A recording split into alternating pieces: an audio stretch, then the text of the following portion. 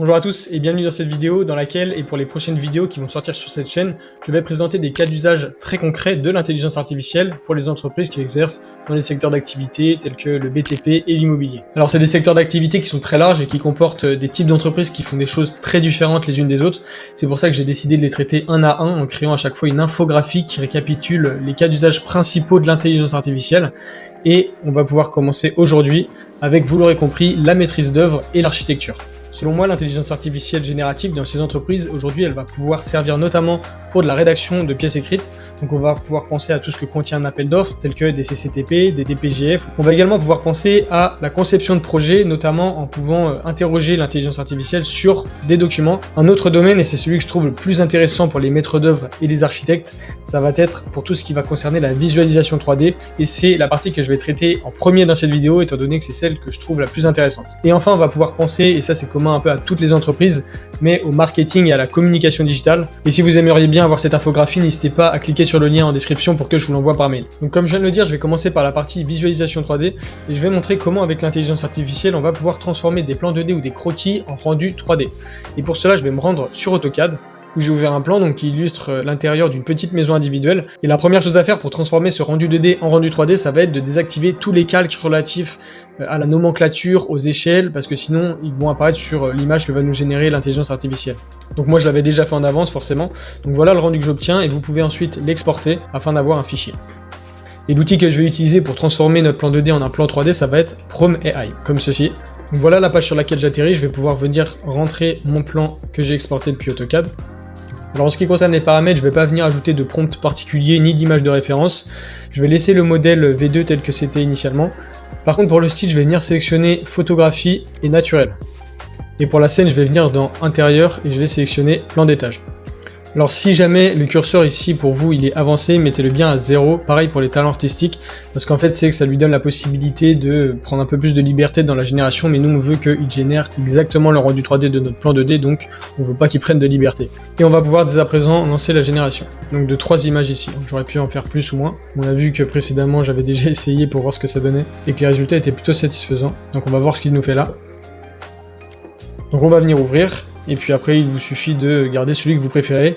Et franchement, pour 2 clics, je trouve que c'est des résultats qui sont vraiment satisfaisants, surtout dans des phases comme l'avant-projet sommaire ou l'avant-projet définitif, où on peut s'imaginer que venir proposer devant le client des visuels tels que ceux-là à la place d'un simple plan 2D d'AutoCAD, c'est vraiment une valeur ajoutée aujourd'hui, je trouve, pour des maîtres d'œuvre ou des architectes. Quand on clique sur Outils d'IA dans Prom AI, on peut voir qu'on a vraiment beaucoup de fonctionnalités, presque trop j'ai envie de dire. Donc ça c'est celle que je viens d'utiliser, rendu d'esquisse, mais on peut également générer des images, améliorer la texture d'un bâtiment, améliorer la résolution, effacer le bout d'une photo, etc. Il y a beaucoup de choses. Et vous pouvez vous créer un compte sans payer et disposer déjà d'un nombre de crédits assez intéressant. Je dirais que vous pouvez l'utiliser déjà pendant au moins 2 semaines, ce qui permet déjà de se faire une idée sur la valeur ajoutée qu'elle peut avoir cette solution pour son entreprise. Et de toute façon, je vais présenter plusieurs cas d'usage au sein de cette vidéo parce que c'est un logiciel que je trouve très complet. Donc voilà pour le premier exemple, et je vais pouvoir passer à celui-ci, donc générer des idées de design architectural. Donc ici l'idée c'est, toujours en tant que maître d'œuvre ou architecte, un client vient nous voir avec ses problématiques, avec son contexte sur où il veut construire son projet, tout ça, et en fournissant toutes ces informations à l'intelligence artificielle, elle va pouvoir nous proposer des idées de design architectural pour le projet. Donc l'idée c'est pas de reprendre exactement ce que va nous produire l'IA parce qu'il y aura forcément des erreurs, ne serait-ce que sur certains matériaux qui sont peut-être pas beaucoup utilisés dans la région ou qui respectent pas le PLU, etc. Mais il y a toujours des bonnes idées à aller chercher et je vais montrer ça tout de suite. Donc dans la partie générateur d'architecture d'IA, on peut voir que l'on a plusieurs champs, notamment une partie pour un prompt. Donc ici ce que je lui ai mis c'est du contexte sur le projet finalement. Car en fait dans le domaine de l'IA générative, le contexte c'est ce qui va permettre d'avoir le plus gros effet de levier sur la qualité de ce que va nous produire l'intelligence artificielle. Donc en l'occurrence ici on peut voir que je lui mets, imagine une vue aérienne d'une maison familiale moderne de 200 mètres carrés située dans les collines de Provence, plein d'informations, et ça va permettre d'obtenir un résultat qui correspond le plus possible à mes besoins. Donc on a également la possibilité ici de venir choisir le style de bâtiment, donc ici j'ai mis un bâtiment résidentiel, on pourrait même choisir les perspectives, mais je vais lui laisser choisir ce qu'il veut me générer, et on va pouvoir dès lors appuyer ici pour générer à nouveau donc 3 images. Donc on va pouvoir venir ouvrir ces résultats, et là on voit qu'il nous propose plusieurs possibilités. Il y a du bien et du moins bien, ici honnêtement je trouve ça pas terrible. Et ici, on ne sait pas trop ce qu'il a voulu faire avec la couverture, mais on peut voir que ça, c'était des résultats que j'avais obtenus avec exactement les mêmes paramètres. Et je trouve que c'est un peu de meilleure qualité. Ici, avec un peu de pierre apparente, un bardage. Je trouve qu'en fait, en tant qu'architecte ou maître d'œuvre, parfois, on peut manquer d'inspiration pour certains projets, et le fait d'avoir cet outil, ça peut nous donner des idées. Alors forcément, on ne prendra jamais quelque chose tel quel qui est sorti d'ici, en tout cas, pas en l'état aujourd'hui de l'intelligence artificielle, peut-être dans le futur. Mais aujourd'hui, ça peut quand même être un outil, je trouve, pour voilà, donner de l'inspiration. Donc je vais continuer d'explorer les fonctionnalités que propose Prom AI, et notamment pour tout ce qui va être rénovation. Et je vais commencer donc par la rénovation extérieure. Donc on arrive sur cette interface, on peut voir que j'ai ajouté une image que j'ai trouvée sur internet qui montre un bâtiment assez délabré, la nature a repris ses droits, et j'ai ajouté un prompt, donc j'ai ajouté « Imagine une vue rénovée de cette vieille maison en pierre avec un toit en tuiles », etc. etc. Vous pouvez d'ailleurs pour cette partie vous aider d'une intelligence artificielle générative de texte, telle que ChatGPT ou Copilot. À la suite de ça, on peut même rajouter un style, donc je suis allé dans les styles traditionnels européens et j'ai cliqué sur « Style de protection de l'environnement » que je trouvais assez sympa, et je vais pouvoir dès à présent venir appuyer sur « Générer ». Et là, ça va être assez marrant parce que forcément, comme précédemment, eh bien, j'ai testé pour voir ce que ça rendait. On va pouvoir venir ouvrir ces réponses et je m'aperçois que dans le prompt, il doit y avoir d'ajouter des panneaux photovoltaïques parce qu'il y en a à chaque photo et ça rend vraiment pas bien pour le coup. Mais essayons d'en faire abstraction, je pourrais simplement l'enlever et lui demander de générer de nouvelles images. Et franchement, c'est de très bonne qualité, je trouve. En tout cas, imaginons qu'on a un maître d'ouvrage qui vient nous voir en tant qu'architecte pour une rénovation, lui permettre de se projeter en fait vis-à-vis de son projet initial qui rend vraiment pas bien. Il a peut-être du mal à s'imaginer ce qu'il est possible de faire. Ici, franchement, on lui envoie ça. Si on fait abstraction des panneaux photovoltaïques, forcément, et bah c'est franchement très sympa, je trouve. Je vais passer maintenant à la rénovation intérieure. Donc je vais venir cliquer juste ici. Donc de nouveau, j'ai ajouté une image que j'ai trouvée sur internet qui montre un intérieur en très mauvais état, et j'ai ajouté un prompt, donc je vais pas le lire en entier, mais qui en gros demande de transformer cette pièce en un espace moderne, accueillant, tout en conservant l'emplacement des ouvertures existantes, les murs sont lissés et peints avec une teinte neutre et apaisante, etc. etc. Je vais pouvoir... Ah oui, j'ai juste pas précisé, j'ai cliqué sur le jour pour la scène, et je vais pouvoir générer les 3 images comme avant, et comme avant, je vais pouvoir... vous montrer en avant-première les images que m'avait généré l'intelligence artificielle lors de mes phases de test. Et à chaque fois, je trouve que c'est de nouveau des résultats très satisfaisants. Ça le meuble également. Donc ça, on peut penser que c'est intéressant non seulement pour les maîtres d'œuvre architectes, mais également dans l'immobilier, bien sûr. Voilà, ça permet non seulement de montrer ce qu'il est possible de faire à un maître d'ouvrage, mais aussi de soi-même en tant que maître d'œuvre architecte de s'inspirer. Voilà, ça donne des idées tant dans l'ameublement que en termes de rénovation, des peintures, des plinthes, du revêtement au sol, etc. Donc j'en ai terminé avec la partie visualisation 3D, je pense que ces 3 points ont été assez bien traités, et je vais évoquer rapidement la conception de projet, mais dans un autre contexte, car ici j'ai évoqué la possibilité d'interroger des documents avec l'intelligence artificielle, mais il existe aujourd'hui des solutions d'IA qui permettent de concevoir dans l'espace l'intérieur de projets. J'ai notamment eu l'occasion d'essayer l'outil Maquette, mais le résultat, pour être honnête, était vraiment pas au rendez-vous, j'ai donc décidé de ne pas l'essayer dans cette vidéo. Je pense cependant qu'il y a une grosse marge d'amélioration, qu'il y a des choses à faire et que cette solution d'intelligence artificielle un jour sera potentiellement très efficace. Mais je pense que la solution à surveiller aujourd'hui pour les architectes et les maîtres d'œuvre, c'est Hypar.io, qui a été créé donc par le fondateur de Dynamo, que vous devez connaître si vous utilisez Revit, ainsi qu'un ancien d'Autodesk, et qui permet de générer des plans de manière algorithmique. Donc le mode de fonctionnement, c'est que vous fournissez des contraintes et l'intelligence artificielle va venir générer des plans qui sont après intégrables dans Revit pour du perfectionnement. Je pense que c'est un outil qui pourrait devenir très utilisé dans les cabinets d'architectes et de maîtres d'œuvre à l'avenir, voire presque devenir banal. Et si vous voulez aller voir un peu plus en détail en quoi consiste cet outil, je vous mets le lien en description. Et comme j'ai dit en début de vidéo, je vais montrer comment on peut rédiger avec l'intelligence artificielle des pièces écrites en tant que maître d'œuvre ou architecte. Et je vais faire l'exemple du CCTP. Alors je vais me rendre sur un atelier IA que j'avais préparé pour une formation pour une entreprise. D'ailleurs à ce sujet, si vous travaillez dans une entreprise dans le secteur du BTP ou de l'immobilier et que ça vous intéresse, l'intelligence artificielle, n'hésitez pas à aller voir mon site internet batilab.eu. Je propose notamment des formations allant des niveaux vraiment d'initiation à un niveau un peu plus avancé et je développe également des assistants en intelligence artificielle. On va donc pouvoir revenir à notre atelier et la première chose à comprendre, c'est que l'IA va pas pouvoir pour nous rédiger l'entièreté du CCTP. Elle va plutôt nous aider à le rédiger et à aller plus vite. Et pour cela, on va devoir lui fournir 2 choses. Premièrement, le fond. Ça va être du contexte sur le projet pour lequel on veut rédiger un CCTP.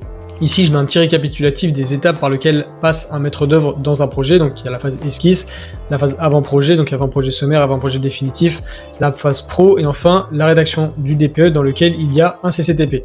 Et pourquoi je récapitule tout ça, c'est que dans toutes les étapes qui précèdent la rédaction du DPE et donc du CCTP, il y a du contexte sur le projet. On peut également retrouver du contexte sur le projet dans des échanges de mails ou des comptes rendus de réunion. Tout ça, ça va être super important de fournir à l'IA pour qu'elle puisse nous aider à rédiger ce CCTP. Donc admettons qu'on ait des documents qui permettent d'obtenir du contexte sur le projet, on a le fond. Maintenant il manque la forme, parce que l'intelligence artificielle elle va disposer de contexte sur le projet, mais elle ne sait pas comment on rédige habituellement nos CCTP. Et pour cela, le mieux c'est de se munir d'un CCTP d'un ancien projet similaire. Donc je précise bien, ça c'est vraiment des documents à réunir en amont, avant même d'écrire la première lettre d'un prompt à l'intelligence artificielle. Je vais donc procéder concrètement à la rédaction d'un lot à l'aide de l'intelligence artificielle, d'un lot Charpente, donc d'un CCTP, pour un projet d'école. Donc imaginons que l'école que nous voulions construire, elle se trouve à Cholet. Il va maintenant, comme je viens de le dire, que je réunisse les documents dont aura besoin l'IA pour rédiger notre lot de CCTP. Et donc ici, le fond, donc ce que j'évoquais ici, dans la première partie, ça va être les documents qu'on a rédigé, qu'on a conçu à ces phases en fait, qui précèdent la rédaction du CCTP ou alors des échanges de mails et des comptes rendus de réunion. En l'occurrence ici, j'ai l'avant-projet définitif. Je vais le montrer rapidement, j'en ai extrait tout ce qui va concerner la charpente, j'ai extrait les PDF, donc on peut voir toutes les informations qui vont concerner notre projet de construction d'une école à Cholet. Maintenant qu'on a le fond, il va falloir avoir la forme, parce que, comme je le disais tout à l'heure, l'IA, elle va pas savoir comment on rédige exactement nos CCTP habituellement, et pour cela, le mieux, c'est de se munir d'un CCTP qu'on a rédigé précédemment pour un projet qui est, dans l'idéal, similaire à celui que l'on a à faire.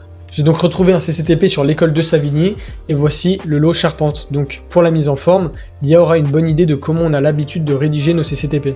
J'ai donc un prompt tout fait dans lequel on n'aura plus qu'à remplacer la forme et le fond. Pour le lire rapidement, j'ai écrit « Adapte l'extrait du CCTP de l'école de Savigny », qui était un projet donc précédent, qu'on a déjà fait, je le rappelle, au nouveau projet de l'école de Cholet, dont je joins des documents. Je vais notamment lui joindre l'APD. Je lui précise de faire attention car il s'agit de deux projets distincts, il est normal d'avoir beaucoup de changements. Pour faciliter la lecture, mets en gras tous les ajouts, toutes les suppressions et toutes les modifications que tu effectues par rapport au texte original. Je laisse donc un champ pour coller l'extrait de CCTP de l'école de Savigny, qui sera donc le lot Charpente, et je joindrai à ça l'extrait de l'avant-projet définitif du projet d'école à Cholet en lien avec le lot Charpente Bois que je viens juste de montrer. Je vais venir ouvrir Copilot, vous pourriez très bien procéder pareil avec ChatGPT ou avec Mistral par exemple. Je vais venir coller mon prompt, et pour revenir à la ligne, je vais faire un Shift Entrée. Comme ça lance pas la requête en fait. Mon curseur il revient à la ligne directement, et pourquoi je fais ça, c'est pour coller l'extrait du CCTP de l'école de Savigny, donc qui est dans mon Word. Je vais venir tout sélectionner jusqu'à la fin du lot.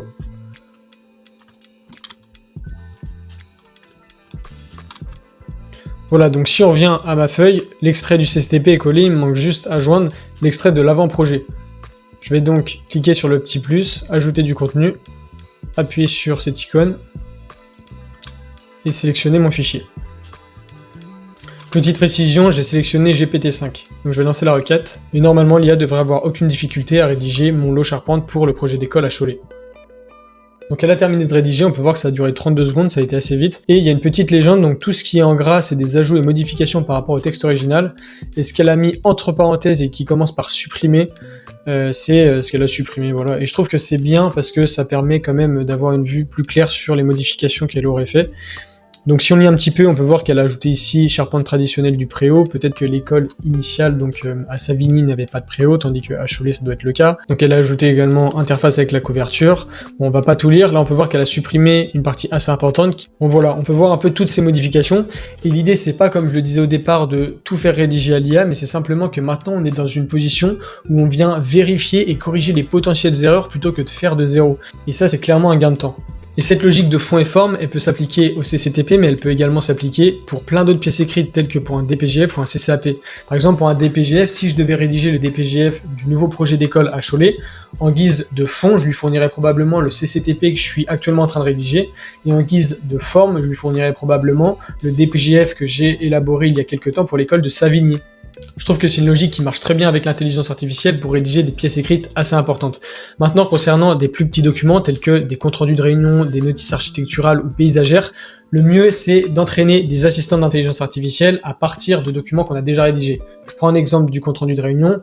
Imaginons que je fournisse un assistant d'intelligence artificielle plein de comptes rendus de réunion que j'ai déjà rédigés dans le passé et que je l'entraîne là-dessus. Il va être en capacité à l'avenir, à partir d'une transcription de la réunion ou d'un résumé que je lui fais, de me rédiger mon compte rendu exactement comme j'ai l'habitude de le faire. Et je vais mettre une petite vidéo pendant que je suis en train de parler pour illustrer tout ça.